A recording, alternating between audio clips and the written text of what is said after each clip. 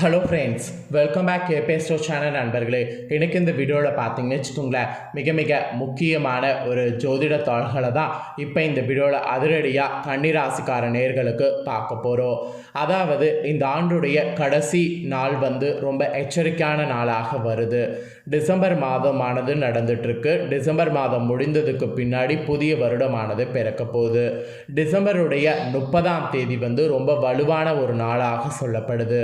December 30ஆம் தேதி அப்படி என்ன வலுவான நாள் அப்படின்னு கேட்குறீங்களா? அன்று தமிழ் மாதம் மார்கழியுடைய 15ஆம் நாள், கிழமை திங்கக்கிழமை.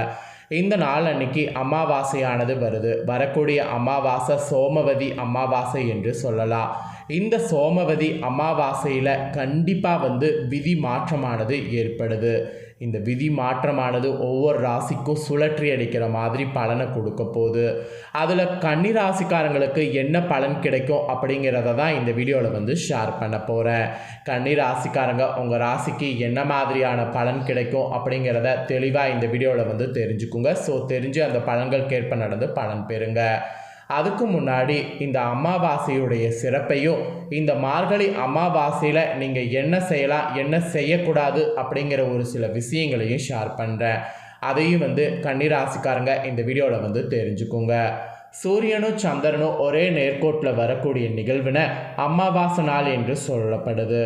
ஜோதிட சாஸ்திரத்தின்படி சூரிய பகவான் தந்தை உறவுக்குரிய கிரகமாகவும் சந்திரன் தாய் தொடர்பான உறவுக்கு காரணமாகவும் கருதப்படுறாங்க.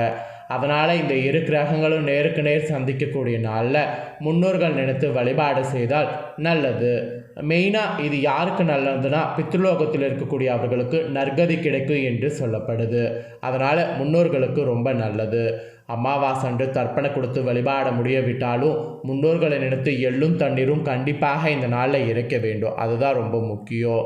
அதே போல் தெய்வங்கள் வழிபாடுவதற்கு எத்தனையோ விரத நாட்கள் இருந்தாலும் முன்னோர்களை வழிபட்டு அவர்களுடைய ஆசி பெறுவதற்கு உரிய நாளாக இருப்பது அமாவாசை மட்டும்தான்.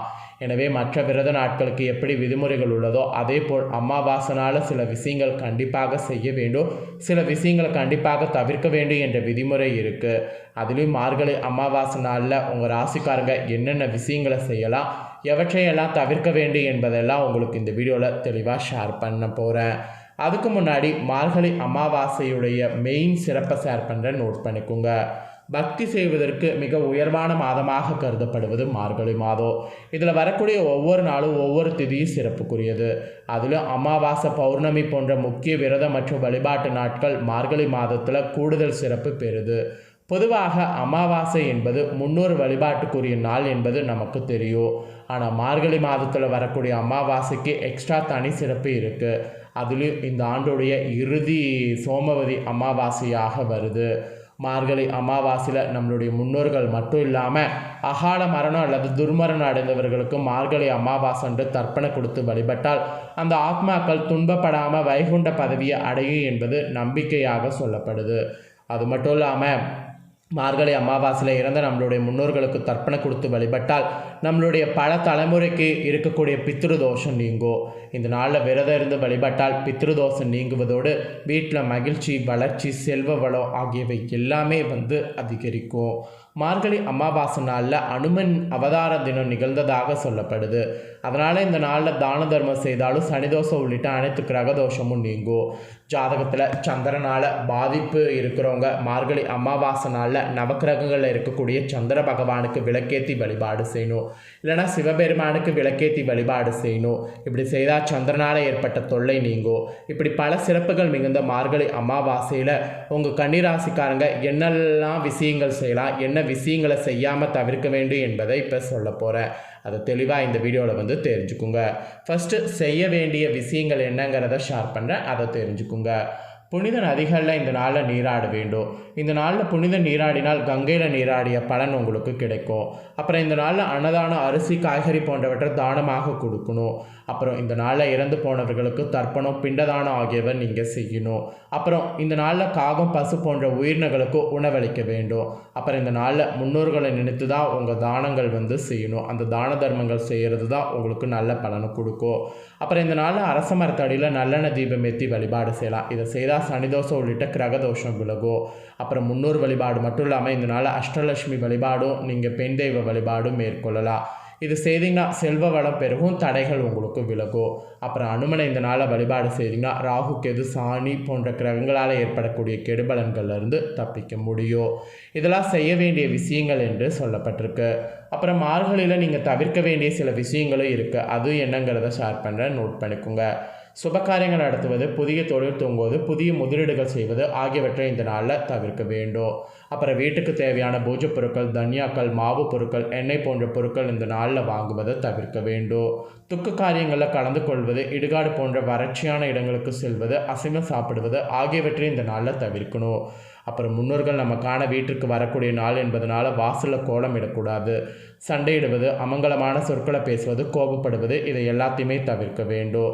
இதெல்லாம் நீங்கள் தவிர்க்க வேண்டிய விஷயங்கள் என்று சொல்லப்பட்டிருக்கு. ஸோ மார்கழி அமாவாசையில் என்ன செய்யணும், என்ன செய்யக்கூடாது அப்படிங்கிறத எல்லாமே உங்களுக்கு ஷேர் பண்ணிட்டேன். ஷேர் பண்ணதை தெரிஞ்சிருப்பீங்க, இதற்கேற்ப நடந்துக்குங்க. இப்போ தான் மார்கழி அமாவாசையில் உங்களுக்கு ஆட்டம் ஆரம்பமாகக்கூடிய அந்த ராசி பலனை ஷேர் பண்ண போகிறேன். கன்னிராசிக்காரங்க உங்கள் ராசிக்கு என்ன மாதிரியான பலன் கிடைக்குங்கிறத நோட் பண்ணிக்கோங்க. புதனை அதிபதியாக கொண்ட கன்னிராசி அன்பர்களுக்கு இந்த அமாவாசையிலிருந்து உங்களுக்கு திடீரென அதிர்ஷ்ட வாய்ப்புகள் கிடைக்கும். அந்த வாய்ப்புகள் பயன்படுத்திக்கிட்டிங்கனாவே போதும், முன்னேறலாம். சில அன்பர்களுக்கு வெளிநாடுகளுக்கு சென்று வரக்கூடிய யோகம் உண்டாகும். யோகம் உண்டாகும் போது அந்த யோகத்தை கரெக்டாக யூஸ் பண்ணிக்கோங்க. பிறருடைய முக பாவனைகளை கண்டு அவர்களுடைய மனதை அறிந்து கொள்வது இந்த டைம் உங்களுக்கு அமையும். இந்த சூட்சமம் இருக்கும்போது தெய்வ வழிபாடுகளில் ஈடுபடுங்க. இதில் உங்களுக்கு இன்னும் நிறைய பலன் கிடைக்கும். உங்களோட நட்சத்திரத்துக்கேற்ப எப்படி இருக்கும் அப்படிங்கிறத ஷேர் பண்ணுறேன். உங்களோட நட்சத்திரத்துக்கேற்ப எப்படி இருக்குங்கிறதையும் தெரிஞ்சுக்குங்க. ஃபஸ்ட்டு கன்னிராசி உத்திர 2, 3, 4 பாதங்களில் பிறந்தவங்களுக்கு சொல்லப்பட்டிருக்கு. கன்னிராசி இந்த நட்சத்திரத்தில் பிறந்தவங்களுக்கு இந்த அமாவாசைக்கு பிறகு உஷ்ண சம்பந்தமான நோய் ஏற்படலாம். எனவே உஷ்ண சம்பந்தமாக நோய் ஏற்படாமல் இருக்க உணவுகளில் உஷ்ணம் குறைக்கிற மாதிரி எடுத்துக்கோங்க. வீண் பயம் ஏற்படும், அதை அவாய்ட் பண்ணிக்கோங்க. ஏற்கனவே செய்த காரியங்களுக்கான பலனை அடைய வேண்டியது இப்போ உங்களுக்கு இருக்குது. அதனால் எது நடந்தாலும் அக்செப்ட் பண்ணிக்கோங்க. சிலர் நீங்களாக வீட்டை விட்டு வெளியில் சென்று தங்க வேண்டிய சூழ்நிலை கூட நேரும். வீண் வழக்கு விவகாரங்கள்லாம் வரலாம். எதிலும் எச்சரிக்கையாக செயல்படுவது நல்லது. எச்சரிக்கையாக செயல்பட்டிங்கன்னா உங்களுக்கு பெருத்த நஷ்டம் இல்லாமல் தப்பிக்கலாம். இது உத்திரம் நட்சத்திரத்தில் பிறந்த கன்னிராசிக்காரங்களுக்கு சொல்லப்பட்ட எச்சரிக்கைகள். ஸோ நெக்ஸ்ட்டு அஸ்த நட்சத்திரத்தில் பிறந்த கன்னிராசிக்காரங்களுக்கு சொல்லப்பட்டிருக்கு. அஸ்த நட்சத்திரத்தில் பிறந்த கன்னிராசிக்காரங்க இந்த அமாவாசைக்கு பிறகு வெளிநாட்டு பயண வாய்ப்புகள் உங்களுக்கு வரலாம். வரக்கூடிய வெளிநாட்டு பயண வாய்ப்புகள் எல்லாத்தையுமே பயன்படுத்திக்கிட்டிங்கன்னா உங்களுக்கு முன்னேற்றமானது உண்டாகும். சிலர் நீங்கள் வெளியூர் பயணம் செல்வதுக்கு கூட வாய்ப்பு கிடைக்கும். எந்த வாய்ப்பு கிடைக்குதோ அதை எல்லாமே யூஸ் பண்ணிக்கோங்க. எதிர்பாலினத்தினருடன் பழகும்போது கவனமாக இருக்கணும். தொழில் வியாபாரம் உங்களுக்கு சுமாராக தான் இருக்கும். அதனால் புதிய முதலீடுகள் செய்வதை அவாய்ட் பண்ணணும். பார்ட்னர்களோடு சேர்ந்து தொழில் செய்பவர்கள் கவனமாக செயல்படணும். அப்படி நீங்கள் கவனமாக செயல்படணும்னு வச்சுக்கோங்களேன், பெருத்த நஷ்டம் ஏற்படும். அதனால் கவனமாக செயல்படணும் அப்படிங்கிற மாதிரி அஸ்த நட்சத்திரத்தில் பிறந்த கன்னிராசிக்காரங்களுக்கு எச்சரிக்கையானது விடுக்கப்பட்டிருக்கு. அப்புறம் சித்திர நட்சத்திரத்தில் பிறந்த கன்னிராசிக்காரங்களுக்கு சொல்லப்பட்டிருக்கு.